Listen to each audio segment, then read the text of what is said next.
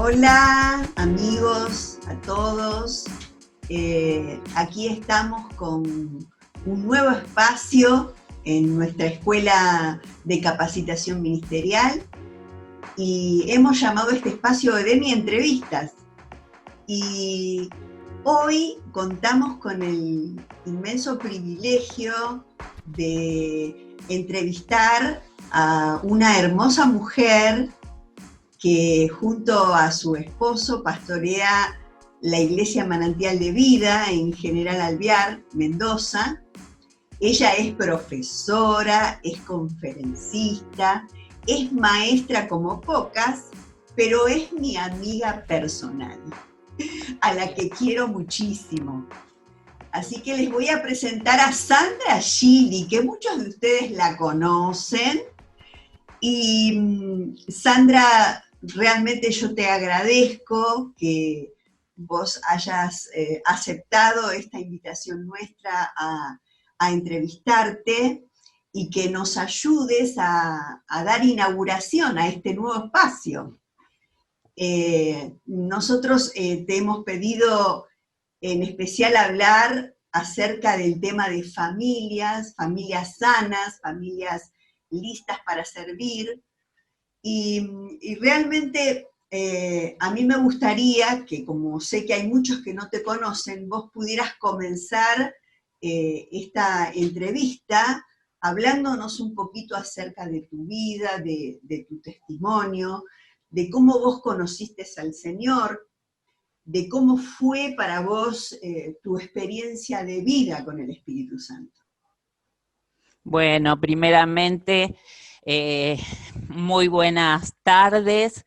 Gracias, Mari, y todos los que conforman Edemi, y todos los que conforman la Casa del Padre, un lugar muy, muy especial para mí, donde pastoreé junto a los pastores Rudy y Hugo, como unos 7, 8 años de mi vida estuve allí.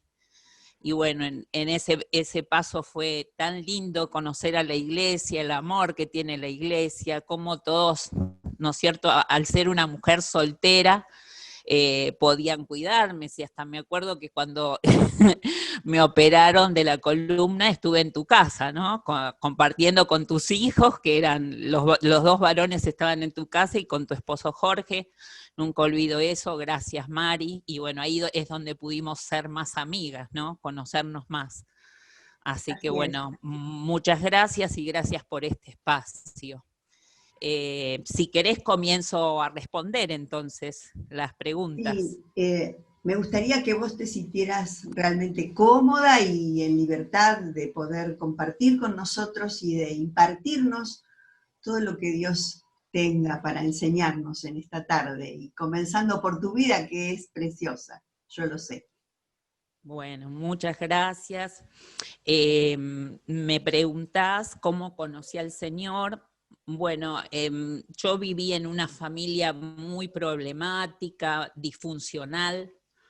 Tal vez si estuviese tu hija acá nos haría un aporte como psicóloga, pero era muy, muy disfuncional mi familia. No quiero hacer énfasis en eso, pero sí que como síntesis yo viví en una casa con violencia intrafamiliar muy aguda, muy crónica. Fui una niña abusada sexualmente desde los 3 a los 12 años aproximadamente. Y bueno, con mucho menosprecio, no de parte de mis abuelos porque me amaban, sino más que nada de parte de mis padres, el abandono, porque es así, cuando los padres están en su mundo, aunque estén presentes, vos de chico te sentís abandonado. Así que esas eran aproximadamente las cuestiones. Entonces yo ya a la adolescencia llegué con una depresión que nadie me atendió, porque, o sea, había papá, mamá con problemas y yo tenía problemas, o sea, en ese momento. Y bueno, es así como yo comencé a tener una búsqueda interior, ¿no es cierto? Acercarme a Dios, me acerqué en el catolicismo, iba a colegios católicos, me acerqué a Dios, a una monja, pero acá lo relevante fue que mis padres se separaron, mi mamá se enfermó de cáncer, vino una tía, porque éramos chicos nosotros, a cuidarnos, y mi tía me habló del Señor y me dijo que el Señor le había sacado un tumor del seno y que esa era la señal de que Dios era grande, de que existía, de que ella se estaba congregando en una iglesia evangélica. Y bueno, yo no le dije ni sí ni no, pero la cuestión es que pasamos un proceso muy difícil con nuestra mamá. A nuestro papá no lo encontrábamos, ella sí como estaba, solventaba nuestra vida económica de chicos, y bueno, estaba enferma, no podía, así que en mi casa se empezaban a ver que no estaban todas las necesidades suplidas. Entonces cuando mi tía se fue y mi mamá ya empezó a sentirse mejor y me dijo, Sandra, acompáñame a esa iglesia que nos dijo la tía. Bueno, la acompañé. Y bueno, fue ahí donde el Señor empezó a hablar específicamente a mi corazón, sin nadie conocer mi historia, como pasa siempre. Y bueno, es ahí cuando estábamos en julio, seguí yendo, me hice amiga de los jóvenes, bueno, estas cosas lindas que pasan en las iglesias y que a lo mejor no somos tan conscientes. Y el día de mi cumpleaños, el 1 de diciembre, que yo cumplía 15 justamente, bueno, no teníamos ni para vestido, ni para lunch, ni para torta, no teníamos nada. Entonces nos íbamos a quedar en casa. Y cuando son 6, 7 de la tarde, caen todos los hermanos que habían en ese momento en la iglesia con torta, un sándwichito, un vestido, bueno, globos, todo lo que, bueno, para un cumpleaños, ¿no? De esa época. Y entonces, bueno, la pasamos súper bien. Cuando ellos se van, yo medito y en el baño, no sé, creo que fue el Espíritu Santo, por eso empecé fuertemente a vivir el Espíritu Santo. Yo le dije al Espíritu Santo, mira, si este es tu amor, si este es tu amor como nunca yo sentí este amor, si este es tu amor en un grupo de personas, yo en ese momento no sabía que era la iglesia, en este grupo de personas fue tan fuerte, o sea, yo quiero rendirme ante tu amor. Y ahí se me hicieron, ¿no es cierto?, todas las palabras que había escuchado, ¿no? Se me hicieron como que se me empezaron a ordenar. Y ahí caí postrada en el baño porque no tenía otro lugar donde encontrar así reposo. Y le dije, Señor, si podés hacer algo con esto que soy, porque estaba realmente hecha trizas desde muy joven, hacelo. Y yo me levanté de ahí, yo creo que nací de nuevo. Ese mismo día nací de nuevo, el Señor me impartió su naturaleza, porque nunca más fui igual, nunca más. Hasta los vecinos decían, pero ¿qué te pasó? Que tenés una cara diferente, viste, como que te hubieras puesto de novio o algo así, pero era que yo había tenido un encuentro personal con el Señor, le había entregado mi vida, y Él me había dado su vida, porque hubo cambios muy fuertes y muy rápido en el tiempo. Que cuando el Espíritu de Dios nos toca, nada queda igual, ¿no es cierto? Sandra, hablando un poquito también acerca de tu vida y en relación al ministerio que nosotros tenemos, que es la enseñanza, yo quisiera preguntarte qué significó en tu vida el haberte preparado en la palabra de Dios. Yo sé que vos tenés estudios teológicos también, ¿no? Sí. Bueno, Mari, yo desde el primer día que me convertí, donde había estudio bíblico en la iglesia, yo iba, porque tenía hambre. Y ahí estaba. Por ejemplo, el taller de damas daba el tema santificación. Yo era una dama de 15 años, nadie iba, pero yo iba. Porque eso, cuando nacemos de nuevo, vos cómo corroboras que una persona nació de nuevo, cuando tiene ese hambre, viste, de la palabra, de conocer a Dios, porque conocemos a Dios por la experiencia que yo te conté, esa es una de las formas de conocerlo, por esa entrega, porque percibimos su Espíritu Santo, porque le rendimos nuestra vida, porque entendemos que Él nos perdonó, bueno, todo esto, pero también empezamos a tener hambre por los asuntos de Dios. Es decir, ahí donde Dios está y donde se está dando una palabra, yo quiero estar.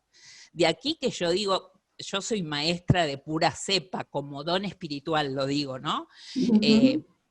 Yo Así te estaba en todos los... describí, te describí maestra como pocas.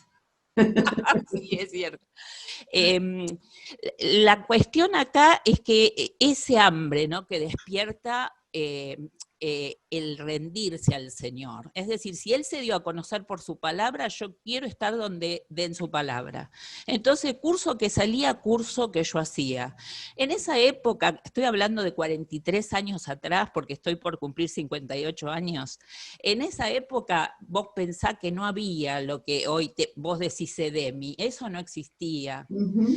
Había un estudio bíblico que tal vez lo daba el pastor no estaba muy bien preparado, siempre decía lo mismo. Bueno, bendigo a esos pastores porque por su fidelidad nosotros estamos aquí. Ujú. Pero realmente donde se daba, y bueno, y fue así como que cuando yo cursé la universidad, en un momento dejé y fui a cursar el Instituto Bíblico, para seguir con otros, para prepararme para otras cosas que la iglesia necesitaba de mí. Y bueno, fui, hice 3 años, después dije con 3 años no me alcanzan, hice 4 años más, y todo esto estudiando también en la facultad, porque para mí estudiar la facultad yo también entendía que eso lo hacía para Dios, que me preparaba para Dios, porque el Señor nos llama a servirle en todos los aspectos de nuestra vida. Si tenía que ser profesor iba a ser. Después fui directora muchos años de un colegio cristiano. Entonces, bueno, donde, ya te digo, hice estudios formales, pero si vos me preguntás al día de hoy, ¿yo dejé? No, yo no dejo nunca de prepararme.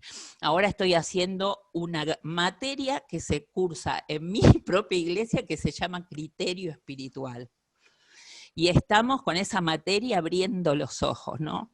Porque ¿cuál es el poder que la palabra tiene? Acá tenemos que detenernos. ¿Viste cuando vos decís, no entiendo lo que dice, no entiendo? Bueno, pero el entendimiento espiritual se abre por la palabra. Y cuando vos entendés espiritualmente las cuestiones de Dios, empezás a entender el correcto evangelio. ¿Sabés cuándo nuestro evangelio va a ser más eficaz y más fructífero? Cuando nosotros, ¿eh? Cuando nosotros se nos abra el entendimiento espiritual y empecemos a entender, por ejemplo, cuál es el objetivo del evangelio. O sea, yo tuve que dejar muchos conceptos atrás para dejar algunos, porque bueno, uno mientras está estudiando se da cuenta que los profesores que tienen uno también fueron cambiando y siendo transformados por el Espíritu de Dios, y eso pasa seguramente en los profesores que ustedes tienen, y entonces el profesor ahora ve algo que antes no veía, pero que está en la Escritura.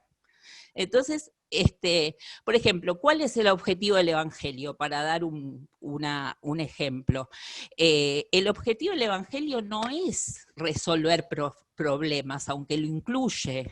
El Ujú. objetivo donde estamos todos andando, y en toda la Escritura es igual, es dar a conocer a Cristo, dar a conocer a Dios, reflejar su imagen, ¿no? Esa imagen que fue como desdibujada en el Edén cuando el hombre pecó. Entonces, lo que pasa que algunos cristianos se quedan en que vienen al Evangelio o vienen a Jesús para que le resuelva los problemas. Ahora, si nosotros miramos más allá y miramos más exactamente el Evangelio por la revelación de su palabra, nos damos cuenta que el Señor nos tiene a nosotros para prepararnos, para cada vez santificarnos y limpiarnos más y poder ser nosotros reflejo de Él y dar a conocer a Cristo en todo lugar. Y eso incluye que los problemas se te solucionan. Pero es como que cuando vos vas a la palabra y vas constantemente y vas y buscas y molestás al líder que está como ser, vos sos líder de Demi, Leila, estoy preguntándome delante del Señor esto, y yo solo no puedo, no hallo respuesta, y bueno, se las tiro a los que son maestros, líderes, ármenme una materia. Uno Ujú. ve ese tipo de cosas, ¿no es cierto? Que la palabra es tan impresionante, porque si vos no tenés revelación o no se te da palabra, vos no sabés dónde pararte en la vida. Así es. Claro, porque la palabra vos te alumbra los ojos, te dice, estás viviendo el nuevo pacto, en Hebreos dice que el antiguo pacto fue abolido, o sea que vivir en algo que fue abolido es terrible, considerar que Dios está fuera de nosotros y no verlo dentro, y eso me posiciona, cuando Dios está dentro mío yo tengo autoridad, me posiciono como hijo, como quien porto su naturaleza, todo eso te lo da la palabra y te lo dan profesores ungidos. Entonces, a vos la palabra te hace entender, porque una cosa grandiosa del Evangelio y de la palabra es que nos da entendimiento. El que no entiende el Evangelio no puede ser santo. El que no entiende el Evangelio no puede avanzar. El que no entiende el Evangelio, las cosas no le van a ir como Dios quisiera que le fueran. Por eso. ¿Y por dónde pasa el entendimiento del Evangelio? Por la palabra, por el conocimiento del Señor, por el Espíritu Santo, por los dones maestros a los que Dios nos expone constantemente. Así que si yo veo un maestro en la iglesia, más bien voy a querer ir a vivir en su casa y no estar con él, ¿entendés? Por esta cuestión de que nos expone. Qué sé yo, no sé, me gustaría detonarte algo para después cuando lo lea Leila, ¿no es cierto? Les dejo Buenísimo. Mira, vos podés leer el Evangelio, donde Jesús estaba en la tierra, vos lo podés leer, parada en un lugar o parada en otro. A ver, vamos a dar la historia de Bartimeo, la historia que vos quieras de Bartimeo. Cuando yo leo Jesús y Bartimeo gritando Jesús, Jesús, y Jesús haciéndole el milagro, vos tenés que preguntarte, a ver, ¿quién soy yo en esta historia? ¿Soy Bartimeo o soy Jesús? En general los creyentes te van a decir que son Bartimeo. No, pero nosotros somos Jesús. Porque nosotros nos consideramos en el nuevo pacto suplidos de todas esas cosas. Entonces no tenemos grandes necesidades para andar gritando las necesidades. ¿Entendés? Nosotros somos Jesús porque su obra fue conclusa, porque se dijo consumado es, porque lo llevamos a Él en victoria y resucitado en nuestra vida. Entonces yo no soy más Bartimeo. A ver la historia de Pedro y el paralítico, ¿no es cierto? En el templo La Hermosa. ¿Quién soy yo? ¿Pedro o el paralítico que pedía las limosnas? Yo soy Pedro, que le dijo, aunque no tengo plata ni oro, lo que tengo te doy en el nombre de Jesús, levántate y anda. Yo soy ese. Entonces vos te das cuenta qué evangelio la gente tiene por quién se identifica cuando lee. Bueno, vos sabés que el fundamento que tiene nuestra escuela de capacitación que se llama Gestión del Reino, es que la intencionalidad es activar a las personas en su asignación personal, ¿no? El para qué estamos en la tierra, ¿no? Porque, o sea, nosotros descubrimos a Cristo y tenemos misión de Cristo en la tierra. Y yo quisiera preguntarte si existe una relación entre el propósito eterno de Dios y este propósito personal que cada uno de nosotros tenemos. Sí, existe, y es tan fuerte que el fundamento básico, elemental y primero de nuestra vida y de nuestro propósito personal o familiar o congregacional o matrimonial, lo que vos quieras ponerle, todos esos tienen que tener como fundamento, como base, como apoyo, como respaldo, como techo, te lo digo como quieras, tienen que tener el propósito eterno de Dios. No solamente relacionarse, sino que si no entendemos propósito eterno de Dios, nunca vamos a entender nuestro propósito personal. Así es. ¿Te lo puedo ampliar un poquito? Dale. Bien. ¿Dónde lees propósito eterno? En los primeros capítulos de Génesis. El hombre, Génesis 1, 26 al 28, muy conocido. La Trinidad hizo al hombre a su imagen y semejanza, el Elohim, la Trinidad. Y Dios los bendijo y les dijo, fructificad, multiplicaos, llenad la tierra, sojuzgadla viene y señoread, sojuzgadla y señoread viene. Entonces, ahí es en resumido el propósito eterno que aunque Adán y Eva no pudieron resistir el pecado, Dios, sin embargo, nunca cambió de plan, nunca cambió de objetivos, nunca cambió de parecer. Él dijo, yo al hombre lo creo para esto y no me vuelvo atrás de esto. Por eso la función nuestra en la tierra es, vos fíjate qué interesante si uno se pudiera poner a charlar de eso, pero el Señor le dice, llenen la tierra. ¿Con qué? Con frutos de ustedes, que después van a multiplicar. Es decir, Dios quería la multiplicación de su imagen y de su semejanza en toda la tierra, la quería llenar de Adanes y de Evas, ¿no? En comunión con Él. Ahí quería llenar la tierra. Y mira, cuando dice llenar la tierra, vos fíjate que ahora se da una pandemia que justamente se da drásticamente en las ciudades que están concentradas, como por ejemplo ustedes allá el AMBA.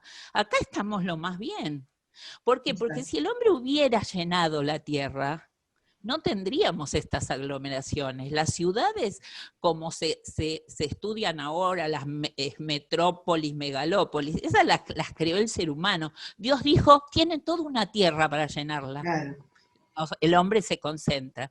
Entonces, ¿cuál fue el plan de él? El primer plan de él es extiendan mi imagen y mi semejanza por toda la tierra y después muestren que soy yo en ustedes gobernando todo lo creado.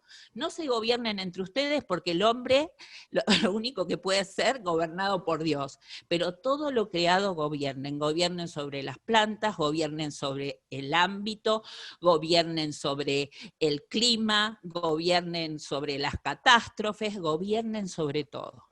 Así es. Y bueno, eso es lo que Dios quiere hasta el día de hoy, y por eso manda a Cristo, para recuperar un poco esa imagen y esa semejanza de Dios. Entonces nosotros, ¿cuál es nuestro propósito eterno? Sigue siendo el mismo, que llenemos la tierra de Cristo, que Cristo se manifieste en nosotros y aumente su medida en la tierra, y que a través de eso se gobierne todo lo creado. Amén. O sea, ¿por qué Argentina está como está? ¿Por qué el hombre está como está? Porque no hay gobierno, no hay gobierno de Dios. Y el hombre, cuando no hay gobierno de Dios, termina haciéndose mal a sí mismo. Entonces te redondeo acá, o sea, cualquier propósito personal que no esté enganchado en eso, es querer edificar un reinito propio para brillar. Amén. Es decir, mi vida tiene que estar para colaborar con ese propósito, mi familia para colaborar con ese propósito. Bueno, Sandrita, gracias por todo lo que nos has aportado de tu experiencia de vida, de tu conexión con el Señor y de también todo lo que tiene que ver con tus dones y con tu ministerio, ¿no? Por eso yo quería preguntarte, ¿qué pensás vos que hace fuerte realmente el ministerio de la Iglesia? Y para meternos específicamente en nuestro tema de familia, ¿cómo crees vos que Dios piensa a la familia? Bien, la primera, donde vos me hablás de hacer fuerte la Iglesia y hacer fuerte el ministerio o el servicio que tiene la Iglesia, ahí podemos introducir al tema de familia. ¿Por qué? Porque la Iglesia adquiere su fortaleza, o la Iglesia como definición, una de las definiciones es la suma de las familias que la componen. O sea, la Iglesia es la suma de las familias que la componen. Por eso, cuando vos decís, uy, acabamos de tener una reunión y estaba pesada, estaba difícil, viste que, por ejemplo, mandan a que los intercesores intercedan, y en realidad no es que algo vino el diablo y nos atacó, no, la pesadez viene de algún lado. ¿De dónde la traemos? De nuestra casa. Si uno en su casa no vive el Evangelio de Cristo, ¿no? No vive el reino de Dios, no vive el gobierno de Dios. Es como que no se concilian la reunión que tiene los domingos o los martes o cuando la tengan, con la casa, con la familia, con la operación de Dios en la familia. Bueno, vamos a sentir que la iglesia, que las reuniones están pesadas, vamos a decir, se ven unos humitos negros, algunos ven, bueno, alguien trajo el humito negro porque no vino solo, vino con alguien. Es decir, y a veces nosotros, los pastores, decimos, bueno, hay que orar más, hay que orar más, hay que orar más, pero en realidad no hay que orar más, hay que sacar a la familia de la ignorancia de lo que es para Dios. Porque si la familia viene en el poder del Espíritu, se arma una reunión, o se arma una reunión de líderes, o se arma una reunión donde, viste, podemos ver milagros, maravillas del Señor, los dones manifestados, porque bueno, después voy a compartirles un poco de esto, que los dones en realidad se van viendo en la casa y se van formando en la casa. No formando, pero de alguna manera perfeccionando, esa es la palabra.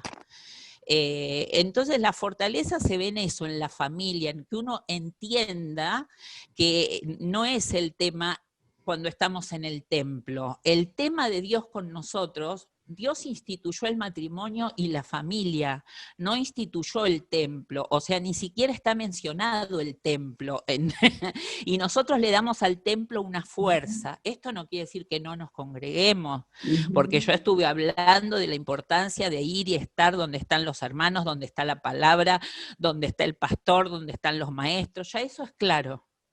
Pero lo que Dios nos quiere enseñar es la importancia de la familia. El matrimonio, la familia no son un invento humano, son una institución. Dios constituyó a la familia y al matrimonio y a la familia. Y yo creo que si vos me preguntás cómo piensa Dios a la familia, y bueno, la piensa como la primera iglesia. La primera iglesia nuestra no es la que queda en 14 de julio, sino que la primera iglesia nuestra es nuestra casa, ahí tiene domicilio. Mi primera iglesia es acá, en San Cayetano, vivo yo, 1339, en Mendoza. Entonces nosotros tenemos que ver que siempre Dios quiso que los padres en una casa ejerzan el sacerdocio. ¿Qué hacían los sacerdotes? Acercaban a la gente, ¿no? Eran como ese canal que acercaban a la gente a Dios. En el caso de los padres, tienen que tomar el ministerio de acercar a sus hijos a Dios y de acercarlos desde niños al gobierno de Dios. ¿no? Definir entre papá y mamá quién va a gobernar nuestra casa, vos viejo, vos vieja, o la va a gobernar el Señor y nosotros a través de Él tomar la posición que Él nos da. Hay padres que no quieren saber nada con ser sacerdote, van y le dicen a la maestra de escuela dominical, tomá porque está saliendo torcido, reformámelo, pero eso tiene que ser en la casa, ¿no? Entonces el papá sacerdote, algunas otras iglesias hablan de el papá apóstol, la mamá profeta.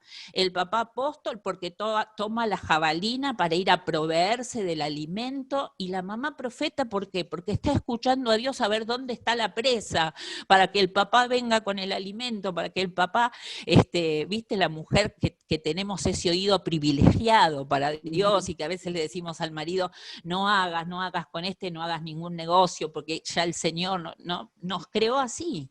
El Señor a las mujeres nos creó profetas. Entonces el padre y la madre, el sacerdocio, y los hijos tienen que ser vistos como diáconos de esa primera iglesia. Los padres son la autoridad.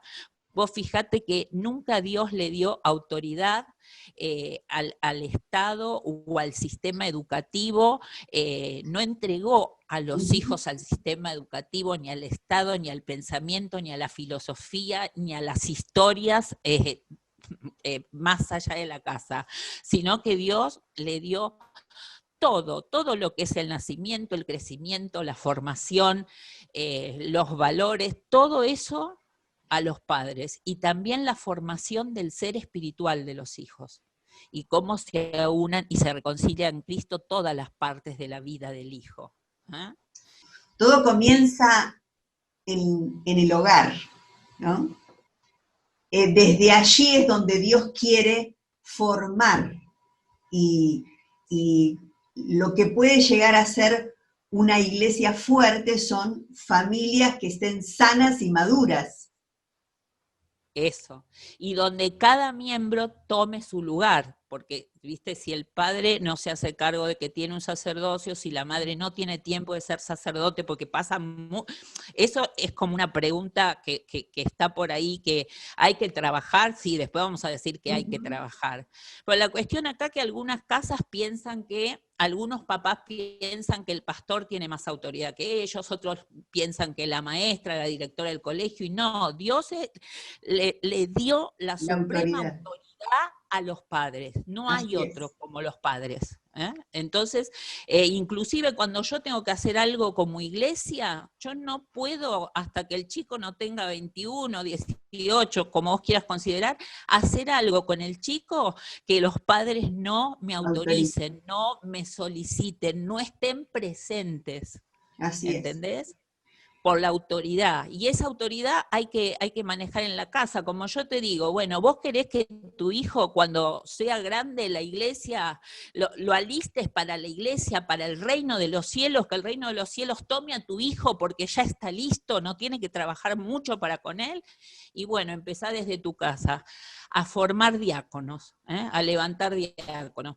A ver, chicos, están las visitas, pongan la mesa, reciban a las visitas, saluden con respeto, con amor, y vos los vas guiando, pongan la mesa, junten los tapados en invierno, abracen a la gente, y bueno, y así los chicos van tomando ese matiz o esa esencia de diácono, porque diácono significa el que corre a lavar los pies. Y te acordás que en el tiempo de Jesús y en toda esa primera etapa, la gente venía con las sandalias y con los pies totalmente sucios por andar los caminos llenos de tierra, ¿no es cierto? Y polvorientos. Entonces lo que significa el que lavaba los pies. Bueno, estábamos hablando de este concepto de familia, de lo que Dios piensa, de lo que Dios espera, ¿no? Sí. De esa madurez que tenemos que alcanzar en Cristo como familia, ¿no? Para que cada uno pueda cumplir su rol. Exactamente. Y tal vez para que el que escucha entienda un poco más el valor de la familia y también el valor evangelístico que tiene la familia, porque ya ahí yo hablo de esto para que se nos puedan abrir los ojos acerca de lo que Dios espera con nuestras familias. Viste, si vos preguntás, haces una pregunta a la escritura, esta no te la va a responder, vas a tener que ir a estudiar historia de la iglesia para enterarte de esto, pero puede ser una materia que ustedes también tengan en EDEMI, ¿por qué no? ¿Sabés cómo fue ganado el Imperio Romano, que prácticamente el 90% de las personas eran creyentes entre el siglo I, después de Cristo, siglo II y parte del siglo III, era casi todo el imperio cristiano? O sea, ellos no usaban como evangelismo, no usaban campañas, no usaban aires libres. ¿Sabes lo que hicieron? Tantas familias que se llaman familias de gobierno, se las denomina en la escritura oicodéspotes, oico casa, déspotes gobierno, haciendo referencia al gobierno de Dios y al gobierno de los padres en la casa. Dios gobierna a través de nuestros padres todos los asuntos de nuestra casa. Eso le dinamitó el imperio al César. ¿Por qué? Porque eran familias de poder. Son familias tan sanas, como vos decís, tan listas para servir, están haciendo lo que Dios quiere, que el poder y el amor de Dios se empiezan a multiplicar en familias que están alrededor, porque son luz. Son de esta tierra. Entonces, la iglesia no necesita tanta metodología evangelística, necesita tener familias fuertes en Cristo y fuertes en el gobierno de Dios. Oicodéspotes. Así llegó a ser un imperio tan grande en el siglo I, siglo II y mitad del siglo III, prácticamente todo de Cristo. Así es que no podían creer cómo se multiplicaban los cristianos, ¿no? En esa época. No. Claro, y uno piensa que es por el ministerio de Pablo o no, fue por lo que pasó después del ministerio de estos hombres, en las casas, pasó en las casas. Así es. ¿Hay alguna forma en que nosotros podemos trabajar para edificar nuestra casa, nuestro hogar, nuestra familia? Vos sabés que tengo acá algunas cosas anotadas, porque nosotros habíamos charlado de hablar de la familia, y lo primero, conforme a como vos preguntás, es tener este versículo de Salmo que es que si el Señor no edifica la casa, en vano trabajan los que le edifican, o sea, como que el sacerdocio consiste también en tener claro quién va a edificar nuestra casa, que no somos nosotros con nuestras fuerzas, no podemos con nuestras fuerzas levantar esas casas de gobierno y de poder de Cristo para dinamitar un imperio. Ahora no tenemos un imperio, pero tenemos algo casi peor, tenemos un sistema, un Dios de este siglo, este sistema mundo que nos quiere, viste, poner un pie y que nosotros estamos resistiendo, gloria al Señor, pero entonces la pregunta es, ¿cómo edificamos nosotros nuestra casa? Porque le tenemos que presentar alguna batalla al siglo y a lo que este siglo y este sistema está haciendo en las personas, que es realmente, vos vas a ver justamente después de la pandemia van a quedar muchas personas, sobre todo en las zonas donde hubo esta pandemia, como allá en la zona donde vos vivís, donde está la iglesia, muchas personas con problemas mentales. Y esto es es por la opresión del siglo, del presente siglo, del espíritu de este mundo y del sistema. Es un sistema que roba la alegría, roba el gozo, roba la salud, te roba. Exacto. Bien, pero tenemos el sistema reino que da, que entrega, y esto responde un poco a tu pregunta sobre la pandemia, ¿no? Nos tenemos que alistar en casas de poder, y entrar en el sistema de reino, que es un sistema que está enfocado más en dar que en recibir. Es como que el sistema de Cristo nos saca de nuestros propios asuntos domésticos y nos pone la mirada en el otro. Y ahora sí, después de la pandemia y mientras está pasando, nuestra mirada tiene que estar en el otro, porque hay gente que la está pasando muy mal. Muy mal. Muy mal. Exacto. Entonces ahí te la respondí un poquito. Entonces, nosotros tenemos que decirle en oración al Señor, el matrimonio, que necesita que Él directamente edifique la casa. Siempre salen las preguntas, y si mi esposo no es creyente. Bueno, el Señor se lo dio a usted. Y el Señor, si usted hace una oración, el Señor es su esposo, tu marido es tu hacedor. Así que con Él llevamos adelante la casa. Y si nuestros hijos también son del Señor, bueno, el Padre, si resplandecemos en el Señor tarde o temprano, va a ser del Señor. Eso es así.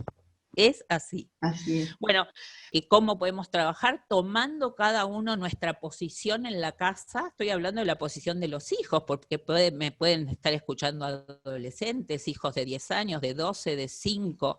El niño también tiene que tomar, o el adolescente, la posición que le toca, ¿no? El gobierno está en manos de mis padres, porque ahora se usan hijos que gobiernan desde los 5 años. Viste que le pegan al padre, que no hacen, niños sin límites. Por eso el gobierno de Dios nos sana. Claro. Nos sana realmente. Entonces cada uno creérsela. Para eso no necesita un curso. Se lo tiene que creer. Sí, Mari. Que nos da el justo lugar que tenemos que tener cada uno en su rol, ¿no?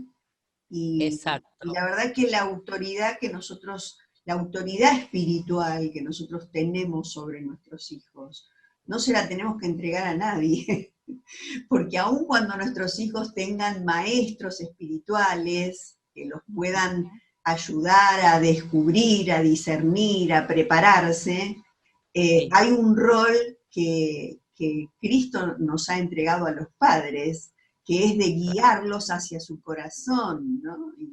Y habilitarlos y potenciarlos para que todo ese depósito de Dios que está sembrado en ellos emerja, ¿no? Sí. Eso también tiene que ver con esto de nuestra edificación, de nuestra casa y de nuestra familia. Vos decías algo interesante recién, que cada uno cumpla su rol. Eso en una familia se llama funcionalidad. Vos fíjate que ahora se habla de las familias disfuncionales. Exacto. Y las familias pasan de disfuncionales a funcionales a través del gobierno de Dios. Así que yo creo que los creyentes tenemos la llave, tenemos el secreto divino para tener casas funcionales, aunque creyentes, porque hay creyentes que se convirtieron más tarde y han ensamblado familias. Uh-huh. Y ellos necesitan el gobierno, tanto como vos que tenés un matrimonio solo, hijos. Ahora van a venir muchas familias ensambladas, se van a ensamblar aún en nuestras congregaciones, y tenemos que saber eso, ¿no? Que con el gobierno de Dios todos podemos ser funcionales. Uh-huh. Y como decís vos, ese depósito, esa semilla que los padres siembran en el corazón de sus hijos, son los padres también los que van a ser... O lo podés decir vos, Mari, no te pones contenta cuando ves florecer a Cristo en tus hijos.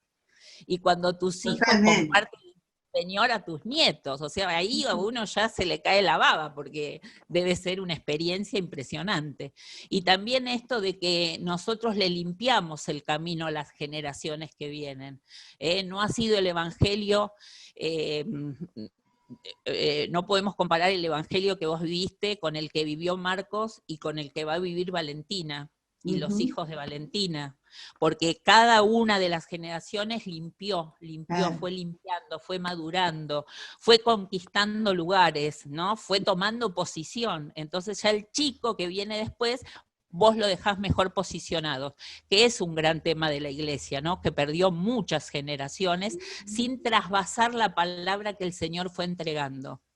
Los movimientos que hubo en la iglesia fueron, viste, de movimientos por un hombre, se murió el hombre y no siguió. Y lo que va sucediendo es que como que hay nueva revelación, ¿no? Como esto que vos decías al principio, ¿no? Que se nos van abriendo los ojos y revelando las verdades que realmente nos hacen libres y que nos hacen sanos, ¿no? Y qué bueno pensar en esto del gobierno de Dios sobre la familia, porque aunque vienen tiempos de esto que vos decías, de familias ensambladas, el gobierno de Dios lo ordena todo, ¿no? Lo ordena a todos. Sí, entonces, hay lugar para esos hijos que están acoplados a una nueva familia, hay lugar para una nueva relación, sí. O sea que Dios lo hace todo nuevo, ¿no? Lo hace todo nuevo. Porque siempre es eso, ¿no? Venir a Cristo es un nacimiento nuevo, y un redescubrir y recibir revelación sobre cosas que a lo mejor vos viviste toda la vida y te estuvieron veladas, ¿no? Esas cosas. Claro. Este aporte, esto que vos hablás de que hay un nuevo nacimiento en Cristo, viste que no se aplica solamente a una persona, hay familias que tienen que nacer de nuevo, y yo creo que a través de esta palabra van a nacer de nuevo. Hay iglesias, congregaciones que tienen que nacer de nuevo. La vida con Cristo es ir naciendo de nuevo cada día. Y es un proceso, ¿no? No es un suceso de un momento. Sino que es un proceso. Uno tiene que entender eso, que cuando uno viene a Cristo entra en un proceso de salvación y Dios te va rescatando de esa vana manera de vivir que se transforma en una nueva manera de vivir en Cristo, ¿no? Claro. Nosotros tenemos, como te decía recién, con nuestro trabajo en edificar, tenemos que tomar nuestro lugar, tenemos que orar de esta manera. A ver, yo puse la oración. Señor, haz que mi espíritu entienda todo lo que respecta a la familia, lo que estamos diciendo y lo que los hermanos pueden encontrar en las escrituras, que mi espíritu entienda para que mi cuerpo y mi alma se puedan someter al gobierno. Que el cristianismo es eso, es como decirte ganar el alma, porque el espíritu ya es para Dios. ¿no? Así es. Es ganar el alma y que el alma queda rendida y sujeta, porque generalmente la que dice que no es nuestra alma, la que es caprichosa y no quiere. Pero el cristianismo se define porque Cristo va conquistando y gobernando el alma. Conquistando y gobernando el alma si yo me dispongo a que lo haga. Eso sería. Y entender a nuestras casas como cantera, no sé si esto lo dije, pero entender nuestras casas como cantera, de donde se saca la piedra, cada hijo es una piedra, el cincel, el padre lo entregó en las manos de los padres, así que el padre con el cincel le va dando la formita y entonces viene el reino o viene la iglesia y de alguna manera pide ese chico, ¿no? O viene el Señor, necesito este chico en tal lado, ya sea en un oficio, ya sea en una profesión, ya sea porque tiene que enfrentar todo el tema del matrimonio, de ser papá, de ser mamá, bueno, pero es hermoso, ¿no? Y para esto, como para concluir el trabajo, se necesita mucha perseverancia, no es de un día para otro, es un trabajo arduo, pero que sabemos que el Señor está edificando, nosotros lo vamos haciendo lo arduo, que es hacerles la leche a la tarde, hacerles el desayuno, acompañarlo, hacer la tarea con el chico, pero en todo esto, ¿no es cierto?, esa comunicación espiritual, entender que nuestro hijo tiene un espíritu. Yo me acuerdo que a los 4 años un nene con quien yo vivía me dijo, tía Sandra, ¿me acompañás y orar por todos los niños del mundo y mostrame el mapa donde viven? Yo chocha, porque soy profesora de geografía, y llorábamos con él. A los 4 años entendiendo el mundo, entendiendo Claro. la necesidad de que su palabra, bueno, por eso no hay que tomar a los chicos como tontos, eso es lo que quiero decir, como que el chico tiene un espíritu abierto para lo espiritual y lo casa como con la tecnología, el chico lo agarra antes que vos, y también las cosas espirituales mucho antes que vos las vas, porque el Señor siempre tiene una mejor versión de la familia que nos dejó, ¿no es cierto? Por eso los chicos vienen también Así es. más avivados. Y bueno, y toda esa perseverancia para crear los hábitos y crear hábitos de oración, que el chico no entiende el evangelio como que si ora más es más salvo, más cristiano, sino que sentar las bases que uno es salvo por gracia, la gracia se entiende como lo que Dios me da, pero que yo también le multiplico con los dones y se lo devuelvo a él multiplicado. Bueno, tanto que podríamos decir, pero ese es el ministerio de los padres, es como hay que trabajar. Y nunca creerse que uno aunque esté preparado en la palabra, ya lo sabe. Yo ya sé cómo ser papá, donde nosotros ya decimos, ya sé, yo puedo, ahí pum, ya nosotros caímos en algo que nos tenemos que arrepentir. Necesitamos humildad para todo este proceso. Hablábamos un poquito acerca del sistema, ¿no? Y con todas las cosas que quizás nosotros luchamos, ¿no? Para que eso no penetre y no ingrese a nuestra casa, ¿no?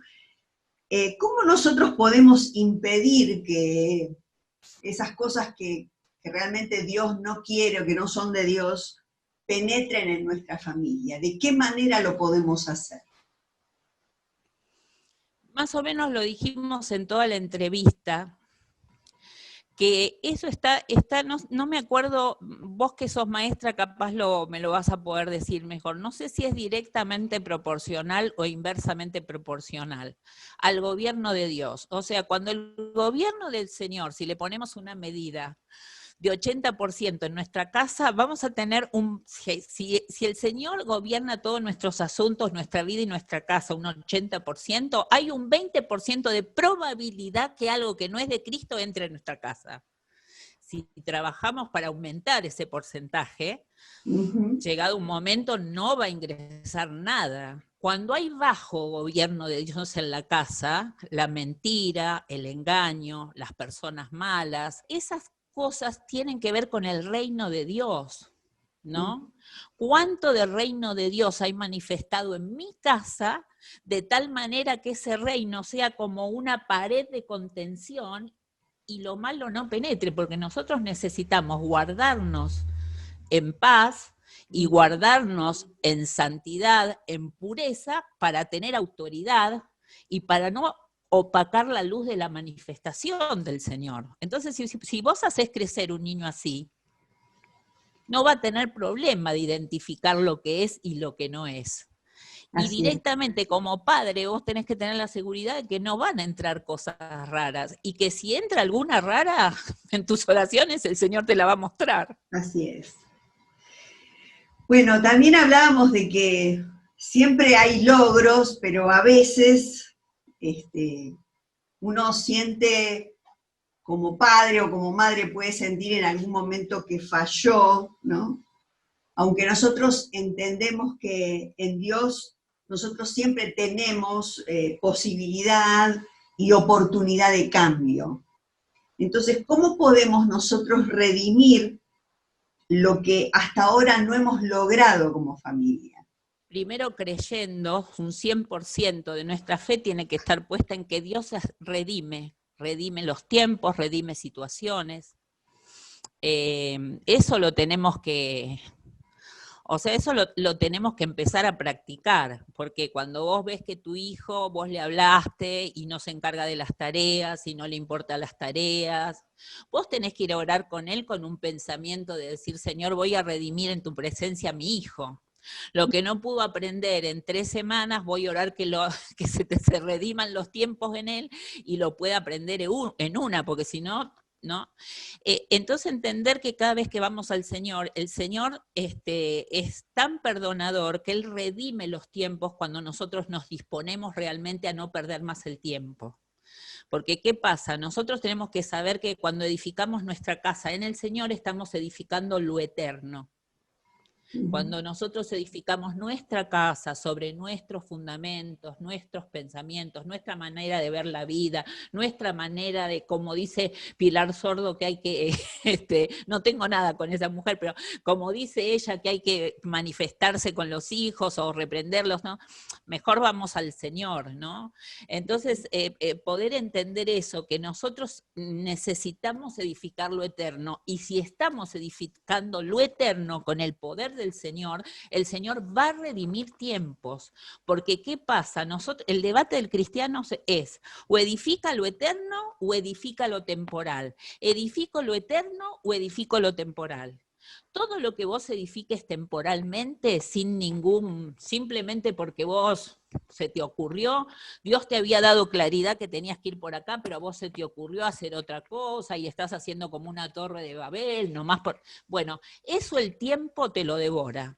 El tiempo es como castigador. Vos edificas lo que no es de Dios y el tiempo se lo lleva. Además de que vos perdiste el tiempo, entonces tenés que venir al Señor y decirle, Señor, dispongo mi vida, redimí, desde ahora yo quiero edificar lo eterno. Lo eterno, yo quiero traer la eternidad a mi casa, edificar algo que pueda durar en la eternidad. Está bien, yo tardé 6 años en edificar mi casa, pareció que era una pérdida de tiempo, pero no es una pérdida de tiempo, porque ahora mi esposo, mis hijos, yo gozamos de la casa, acá se charla de vos, acá se aprende de Dios, acá hay gobierno tuyo, o sea, entender así la vida cristiana, o sea, ni el trabajo, ni la casa, ni el hobby, ni inclusive cuando nosotros vamos a nadar o vamos a una pileta para rehabilitación, todo eso es para Dios, porque yo necesito estar mejor para Dios. Entonces, hay que entender esta situación de edificar lo eterno o edificar lo temporal. Uno tiene que ser confrontado alguna vez en qué va a edificar en la vida, lo que Dios está edificando o lo que se va a ir, lo que el tiempo te va a comer. Es ahí, ¿no? Esa es la agenda de Dios, donde ponemos nuestro corazón. Es esto de que nosotros podemos redimir en Dios, ¿no? Los tiempos y las situaciones de la vida, porque generalmente cuando fallamos nosotros sentimos mucha culpa, ¿no? O pensamos que, bueno, que está todo perdido, pero en realidad en Dios todo se reedifica, ¿no? Y qué bueno es rescatar esta verdad que vos resaltaste, que es en pensar que nosotros tenemos que apuntar a esto, a edificar en lo eterno, ¿no? En nuestra familia. ¿Qué es lo que yo le voy a delegar a mi hijo que aún cuando yo no esté en esta tierra, él va a poder tener fruto para la eternidad, ¿no? Eso, y eso se llama legado. Eso es El exacto. legado, esa es la herencia bendita. Vos estás pensando en dejar a tu hijo y a tus nietos la herencia bendita. Por eso no entiendo que un creyente se aburra, por ejemplo. Si se aburre, ¿cómo redimimos? Redimimos mucho oyendo a Dios. Y el Señor habla, mira, el Señor habla 7 por 24. Él habla. Que yo esté atento es otra cosa. Él habla de muchas maneras. En los postreros tiempos nos ha hablado por el Hijo, y el Hijo habla también. Así que se redime mucho escuchando a Dios, porque ¿qué pasó? Se perdió cuando no se escuchó. Pero como el Señor nos dio oídos para que oigamos como los sabios, Él nos dio esos oídos, entonces nosotros ahora decimos, Señor, quiero redimir, te voy a escuchar más, te voy a escuchar más. Yo me dispongo, yo voy a estar atento, por dónde viene tu voz, qué es lo que me querés hablar. Y cuando me hables, yo voy a obedecer lo que me digas. Entonces ahí empezás a edificar lo eterno. Eso Amén. es. Pero bueno, yo pienso que las personas, si quieren redimir, tienen que volver a escuchar esto, grabarlo y tomar ciertas perlas, ciertos principios y empezar a decir, empiezo por acá, ¿no? Porque como es como redimir y es un nuevo empezar. Porque hay conceptos que hemos dicho de la familia que a lo mejor no los tenían, y que Dios nos permitió decirlos y a ellos escucharlo por primera vez. Y bueno, que decirle a la gente que vaya donde hay profesores que por la revelación de la palabra pueden ver todas estas cosas, ¿no? Y que nunca se cansen de estar preparados, sabiendo que si nosotros nos preparamos, después no podemos decir, ay, estoy tan preparado que esta la manejo de taquito, ¿no? Eso no se puede decir nunca. En el Señor siempre es mejor la debilidad para el poder. Así es. Bueno, Sandrita, te agradecemos muchísimo. Ha sido un gran privilegio compartir esta entrevista con vos. Deseamos que el Señor bendiga tu vida, tu familia, tu ministerio y que nos permita seguir teniendo otros encuentros como este, quizás en otros ámbitos, donde realmente Dios te pueda usar como lo ha hecho a través de esta entrevista. Te queremos mucho y muchísimas gracias y nos vemos pronto. Dios te bendice. Nos vemos pronto. Yo voy a estar allá en Buenos Aires, ni bien se pueda ir, seguro voy a estar. Dale. Y gracias a la Casa del Padre, gracias a Edemi, donde tengo tantos amigos. Bueno, para mí fue un gusto como tomar mate. Bueno. Así que bueno, les mando a todos un beso enorme, especialmente a tu familia, Mari. Gracias, igualmente para ustedes.